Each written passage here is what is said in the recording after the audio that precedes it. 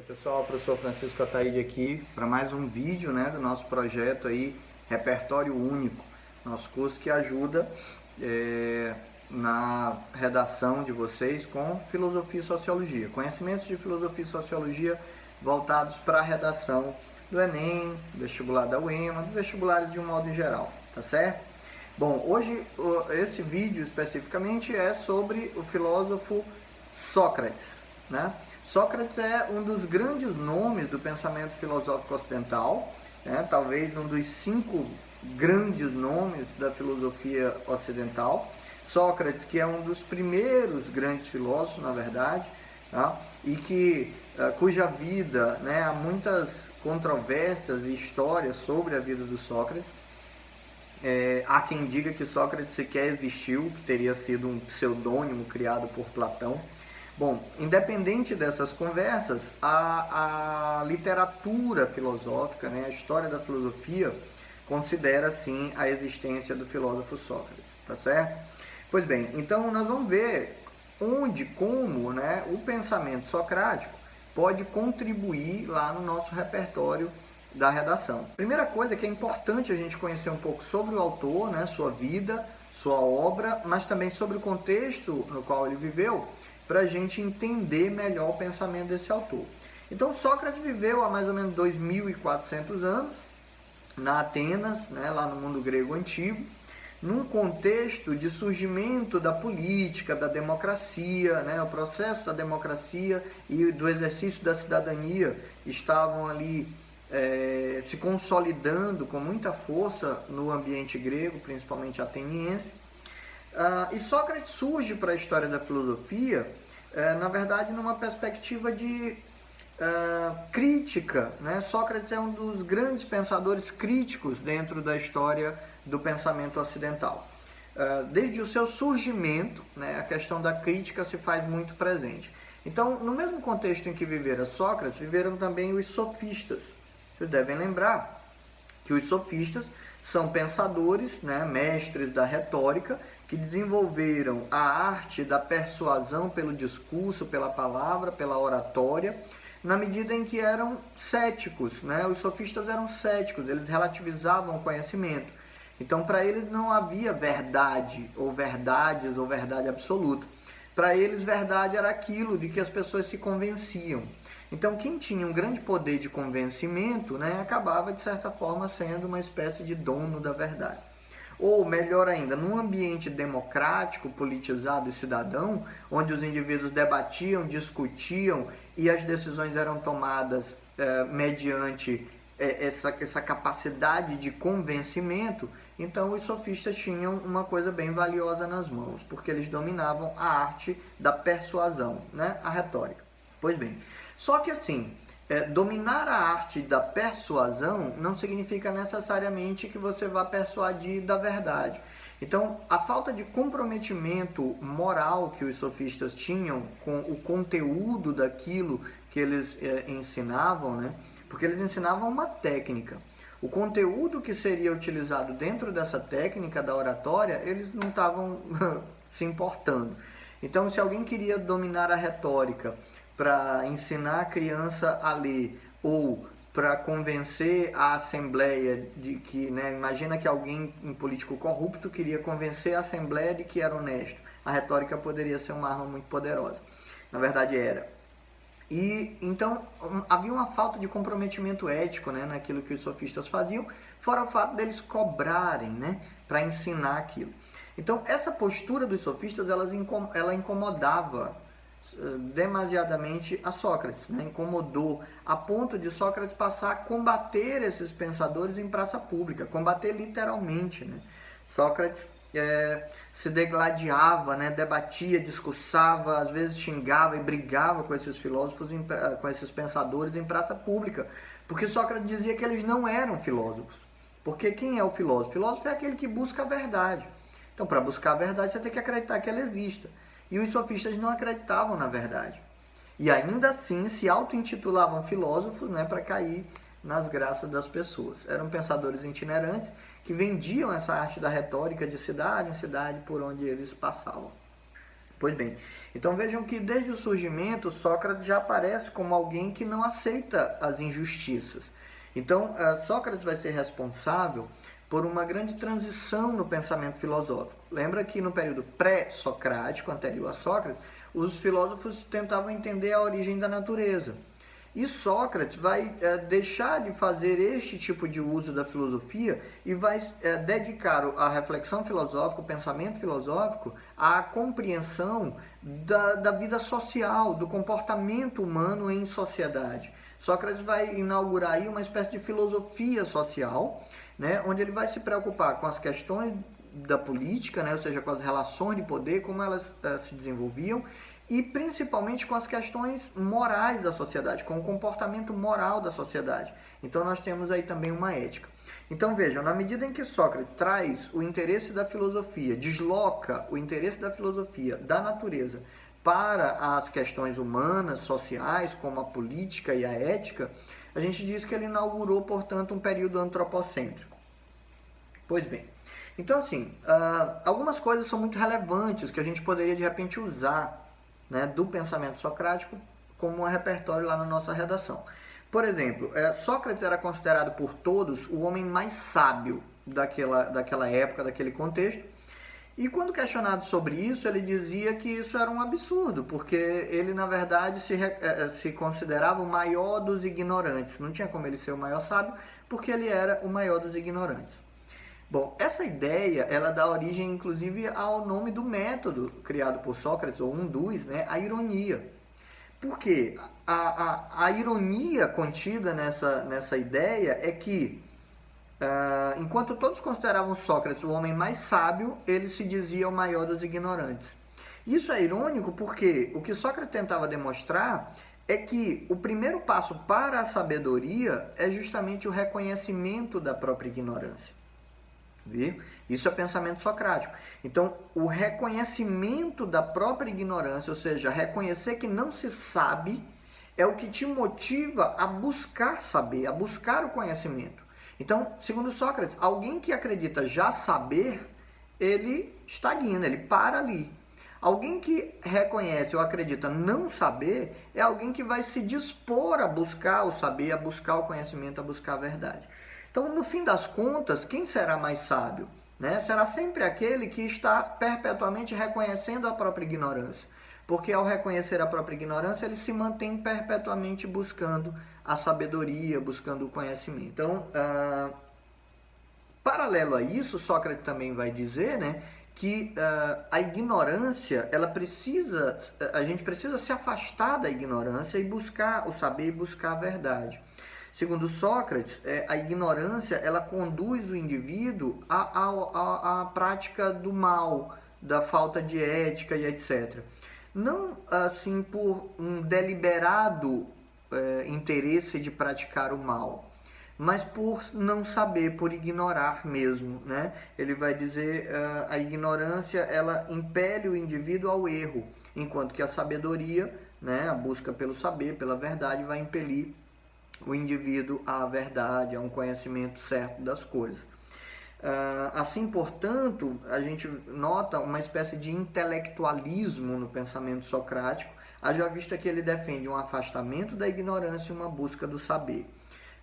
Renato Russo, conhecido nosso, Renato Russo, da banda Legião Urbana, fez muito sucesso nos anos final dos anos 70, por toda a década de 80 e comecinho dos anos 90. Eu imagino que vocês devam conhecer. Renato Russo, que era, né, amante da filosofia, dizia lá numa letra de música: a ignorância é vizinha da maldade.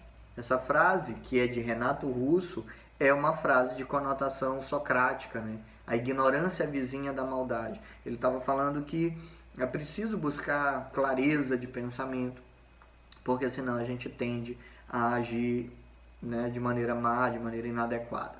Tá certo? Então essa é uma coisa que vocês já podem usar. Uma outra coisa muito importante sobre o pensamento socrático, né, que vocês também poderão utilizar nas redações de vocês, é o seguinte: era muito comum, vocês sabem disso, as pessoas consultarem os oráculos, né, que era uma espécie de sábios, geralmente eram mulheres, que eram sábios que prediziam lá o futuro das pessoas e tal.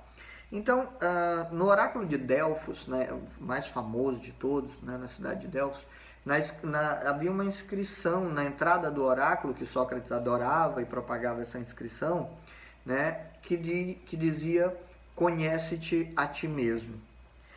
E Sócrates tomou isso para ele como um mantra, né?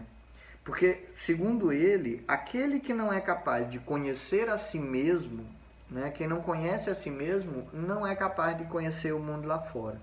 Ou seja, o autoconhecimento, né, o reconhecimento, por exemplo, o processo irônico do reconhecimento da própria ignorância é um processo de autoconhecimento. Então é uma coisa que é coaduna, né, que é coerente com o pensamento socrático. O reconhecimento da própria ignorância conduz o indivíduo à busca pelo conhecimento. Da mesma forma, conhecer a si mesmo é o primeiro passo para qualquer forma de conhecimento. Se você não conhece a si mesmo, você não conhece nada. Né? As pessoas acreditam que conhecem os outros, que conhecem a vida, conhecem tudo que acontece, quando na verdade são incapazes de reconhecer a si mesmos. Então, segundo Sócrates, o autoconhecimento é um fator fundamental para a sabedoria, né? É uma marca de sabedoria, tá certo? Nessa relação toda aí, Sócrates dizia, uma frase socrática: uma vida fora ou afastada da filosofia é uma vida que não merece ser vivida, porque é uma vida que se assemelha, como ele diz, ele não diz textualmente, porque vocês sabem, Sócrates não escrevia nada, e eu falo já sobre isso. Quem escreveu foi Platão, né? Um dos seus principais discípulos, foi quem mais escreveu aquilo que Sócrates pensava. Então Sócrates dizia que uma vida não refletida, uma vida sem reflexão, é a vida de um animal qualquer, a vida do gado, né? O gado vive sem refletir, mas não é digno para uma vida humana. Então a vida humana que realmente faz sentido, que merece ser vivida, é uma vida baseada na reflexão, né, na busca pela verdade, na busca pelo conhecimento, na busca por si mesmo, né, do autoconhecimento. Então aí já tem alguns elementos que vocês poderiam utilizar. E por que Sócrates nada escreveu? Porque Sócrates entendia que o conhecimento é algo a ser perpetuamente buscado. Para Sócrates, o conhecimento não é uma posse, mas uma busca pelo saber, uma busca pelo conhecimento. Ora, se eu não tenho a posse do conhecimento, como eu vou escrever um livro? Porque Sócrates entende que quem escreve um livro está socializando com as outras pessoas o seu conhecimento. Só que na visão de Sócrates, ele não tinha conhecimento nenhum. Conhecimento é um processo de busca perpétua pela verdade. Então, ele fez essa opção, né, de vida, inclusive, de nada escrever, porque entendia que ao escrever denotaria que ele era um detentor de conhecimento. E segundo Sócrates, né, a filosofia é justamente isso, um buscar. O filósofo é um buscador de conhecimento. Essa é a vida que faz sentido, né, pautada pela busca da sabedoria, tá certo? Então, bem aí a gente tem, por exemplo, a gente pode relacionar com outro aspecto, que é o método, um outro método socrático. Nós falamos da ironia, que tem a ver com o reconhecimento da ignorância, e o outro método socrático é a maiêutica, palavra utilizada para o trabalho das parteiras na época de Sócrates. Então, o que fazem as parteiras? Elas ajudam as mulheres a parirem os próprios filhos. Da mesma maneira, quando Sócrates era questionado sobre qualquer assunto, ele nunca dava uma resposta. Porque dar uma resposta, assim como escrever um livro, era dizer eu sei alguma coisa. Então o que ele fazia? Ele retrucava com uma nova pergunta. E aí começava um debate, um diálogo, um jogo de pergunta e resposta com o seu interlocutor, para levar o seu interlocutor, essa era a intenção de Sócrates, primeiro, a reconhecer a própria ignorância, né, sobre um determinado assunto que o indivíduo sempre pré-julga saber, e ao reconhecer a própria ignorância, se dispor então a buscar o conhecimento. Então, Sócrates era conhecido como alguém chato, porque toda vez que alguém perguntava alguma coisa para ele, ele nunca respondia. Ele sempre retrucava com uma nova pergunta, mas aquilo era a maneira que ele encontrou para fazer as pessoas entenderem que todo mundo tem condições de parir as próprias ideias. Por isso esse método é chamado de maiêutica, porque Sócrates não entregava o conhecimento pronto, como faz um obstetra após uma uma cesariana, né? Entrega o bebê para a mãe porque ele fez todo o trabalho. Não, como uma parteira, ele ajudava as pessoas a parirem as próprias ideias. Aliás, essa era a profissão da mãe dele, né? Ele se inspirou na profissão da mãe para desenvolver então esse método, tá certo? Bom, então assim, genericamente, o pensamento socrático, a filosofia socrática é uma filosofia extremamente crítica. É crítica da ignorância, é crítica das falácias, né? do falar bem, mas esvaziado de conteúdo. Sócrates é um defensor da argumentação. A argumentação é o convencimento a partir de uma estruturação de ideias, né? Do debate, daquilo que leva a um conhecimento verdadeiro. E não de uma técnica de persuasão, que era o que os sofistas dominavam. Da mesma forma, Sócrates criticava a corrupção em Atenas, que já era muito forte, né? Sócrates viveu no século de Péricles, apogeu da democracia ateniense, mas também apogeu da corrupção em Atenas. E Sócrates combatia, né? Ajudava a juventude a se desalienar, né, a pensar, a refletir com mais clareza e ser capaz, portanto, de perceber esse discurso retórico esvaziado de fundamentos, né, que marcava a prática dos políticos corruptos atenienses. Então, nessa perspectiva, Sócrates começou a incomodar os poderosos de Atenas, né, porque ele estava abrindo os olhos, ele estava ajudando a desalienar a juventude. E vocês sabem que político corrupto não gosta de juventude esclarecida, né? É mais fácil você enganar, controlar e manipular seres alienados, né, que não são capazes de enxergar o que está diante dos olhos. Então, Sócrates foi acusado pelo Estado ateniense. Sócrates foi acusado de 3 crimes: perversão da juventude, de renegar aos deuses da cidade e de tentar introduzir novos deuses. Na prática, digo a vocês, Sócrates não é culpado de nenhum desses crimes, né? Mas foi a desculpa que os poderosos atenienses encontraram para tirar Sócrates de circulação, porque ele se tornou um inconveniente. Sócrates vai a julgamento, né? Nós conhecemos isso pela narrativa de Platão, a Apologia de Sócrates. Sócrates vai a julgamento, é acusado e condenado à morte por envenenamento por conta dessas 3 acusações. Durante o julgamento, ele recebeu a opção de desconstruir tudo aquilo, né, afirmando que realmente teria feito, concordando com as acusações, pedindo perdão, prometendo que nunca mais faria e seria libertado.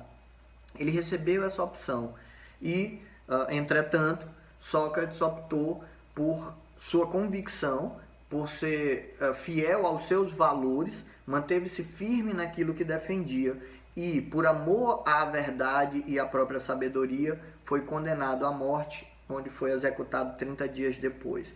Então, Sócrates morreu por suas convicções, morreu por sua filosofia, tá certo?